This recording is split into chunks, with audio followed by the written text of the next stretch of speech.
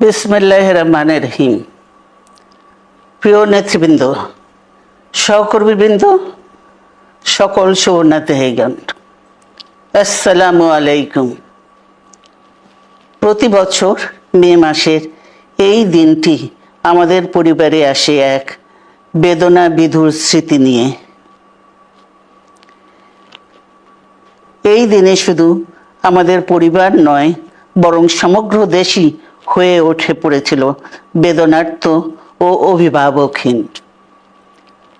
আমাদের প্রিয় মাতৃভূমি বাংলাদেশের জন্মের সাথে জড়িয়ে থাকা এক অবিচ্ছেদ্য নাম শহীদ প্রেসিডেন্ট জিয়াউর রহমান, যে চট্টগ্রাম থেকে স্বাধীনতার ঘোষণা করে তিনি এ দেশের সাথে তার নাম অবিচ্ছেদ্য করেছিলেন।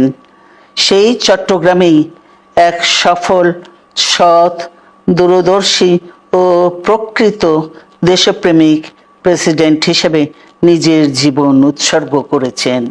এ দেশে গণতন্ত্র, স্বাধীনতা, সংবাদপত্র ও বিচার বিভাগের স্বাধীনতা, স্বনির্ভরতা ও উন্নয়ন এবং নিজস্ব জাতীয়তাবাদ সৃষ্টির অনন্য রূপকার শহীদ জিয়া, যে গণতন্ত্র প্রতিষ্ঠা আর সার্বভৌমত্ব রক্ষার লড়াইয়ে তিনি শাহাদাত বরণ করেছেন, সেই গণতন্ত্র নিরবচ্ছিন্ন যাত্রা আজও বাধাগ্রস্ত হচ্ছে প্রতি পদে পদে।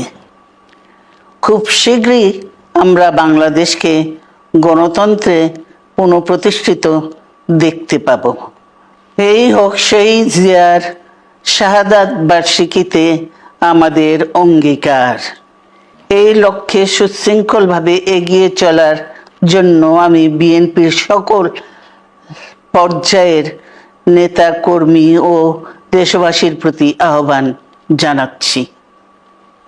মনে রাখবেন, সবার জন্য গণতন্ত্র ও উন্নয়নের মাধ্যমে সকল সমস্যার সমাধানের যে রাজনীতি শহীদ জিয়া রেখে গেছেন, তা বাস্তবায়নের মাধ্যমে তার প্রতি শ্রদ্ধা জানাতে হবে। আমরা তার বিদায়ী আত্মার মাগফিরাত কামনা করছি। আল্লাহ হাফেজ। বাংলাদেশ জিন্দাবাদ।